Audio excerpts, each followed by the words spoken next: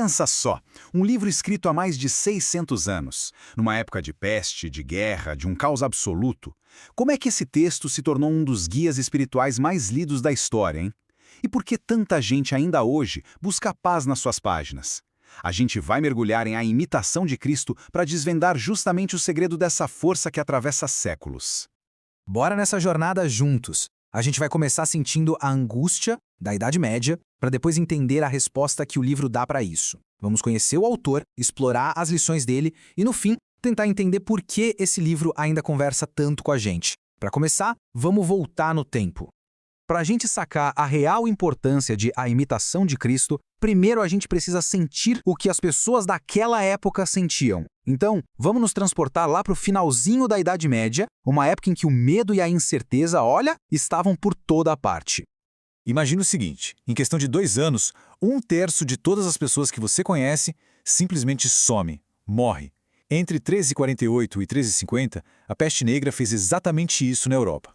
Isso não era só um número, uma estatística, era uma ferida aberta na alma das pessoas, sabe? Deixou um trauma gigantesco e muitas perguntas no ar. E olha, a coisa não parava por aí não. Como se a peste já não fosse o suficiente, a própria igreja, que era o pilar de tudo, rachou.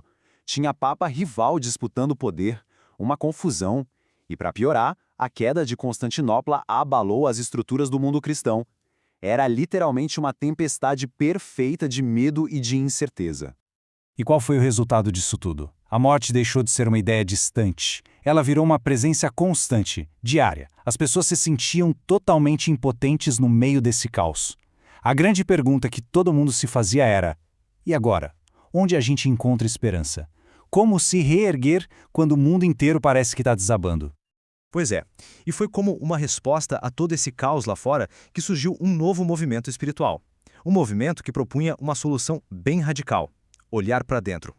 Esse movimento ganhou o nome de Devotio Moderna, ou Devoção Moderna. E a ideia era, para a época, revolucionária.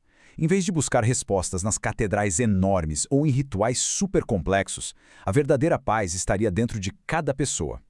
Era um convite para olhar para dentro, sabe? Para purificar a alma e cultivar as virtudes como se fosse um refúgio contra o caos do mundo. E aqui a gente vê o tamanho dessa virada. A espiritualidade tradicional era muito cerebral, cheia de debates teológicos, uma coisa bem intelectual. A Devot moderna foi na contramão. Ela valorizava o sentimento, uma conexão pessoal, afetiva com o divino. A ideia era menos entender Deus com a cabeça e mais sentir Ele no coração. E foi exatamente desse movimento que nasceu um dos livros espirituais mais influentes que existem. Só que por séculos ninguém sabia ao certo quem tinha escrito. A autoria era um baita mistério. Então, a grande pergunta é: quem foi o guia por trás dessa obra tão poderosa? Quem foi que conseguiu capturar o espírito daquela época e, ao mesmo tempo, ir muito além dela? Bom, depois de séculos de debate, as pistas históricas se acumularam e hoje são praticamente inegáveis. Elas apontam para um único nome: Tomás de Kempis. De dezenas de manuscritos antigos até as primeiras edições impressas, tá tudo no nome dele, incluindo um documento-chave de 1441 que foi escrito pelo próprio punho dele. Mas quem era esse tal de Tomás de Kempis? Ele não era um rei, não era um guerreiro. Era um monge que viveu uma vida longa, de 91 anos, e bem silenciosa, sabe? Longe de toda a agitação do mundo. Como mestre de jovens monges, ele passou décadas refletindo, e foi dessa paz interior profunda que ele tirou a sabedoria que a gente encontra em A Imitação de Cristo. Ok, mas o que esse livro ensina na prática? Ele não é um livro de teoria, não. É um guia prático, quase um mapa para reorientar a vida e encontrar essa paz interior. Vamos dar uma olhada em algumas das lições mais fortes dele. Uma das lições centrais é a rejeição da vaidade. O livro basicamente diz que essa busca sem fim por riqueza, por honra, por prazeres que acabam rápido, é uma fonte de sofrimento. A felicidade de verdade, segundo o autor, estaria naquilo que dura para sempre. Outro pilar do livro é uma humildade que chega a ser desconcertante. Para explicar isso, ele usa o exemplo de São Francisco de Assis. Mesmo sendo um santo, ele se via como o maior pecador de todos, achando que qualquer outra pessoa que tivesse recebido as mesmas bênçãos teria feito um trabalho muito melhor. É um convite para a gente se olhar com uma honestidade radical.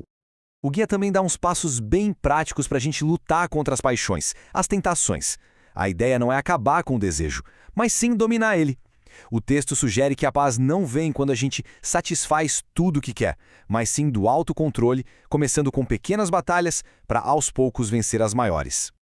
Então, o ponto central é essa distinção quase psicológica. De um lado tem o que ele chama de homem carnal, que busca felicidade nas coisas de fora e vive sem paz. Do outro, o homem espiritual, que encontra a paz de verdade justamente ao resistir e dominar essas mesmas paixões. E isso nos traz para a pergunta final. Por que um guia do século XV, que nasceu de uma crise tão específica, ainda fala tão alto com a gente hoje, no nosso mundo? A resposta, no fundo, é simples. O mundo mudou, mas a gente não mudou tanto assim. A busca por paz no meio do barulho, a luta contra o nosso próprio ego, a necessidade de ter humildade, são todos desafios de sempre, né? O livro atravessa os séculos porque ele não fala para uma época, ele fala direto para a condição humana. No final das contas, a solução que o livro propõe é uma recentralização radical da vida. A ideia é encontrar um único ponto de referência espiritual, um único, como ele diz, em que todas as outras coisas encontram o seu lugar. E é nesse foco que, segundo a obra, a gente encontra uma paz que nada abala. Isso tudo deixa a gente com um pensamento final. No nosso mundo de hoje, com notificação no celular o tempo todo, com ruído e distrações infinitas, essa proposta de cultivar uma vida interior, de buscar paz dentro da gente, talvez ela não seja só relevante, talvez ela seja mais necessária do que nunca.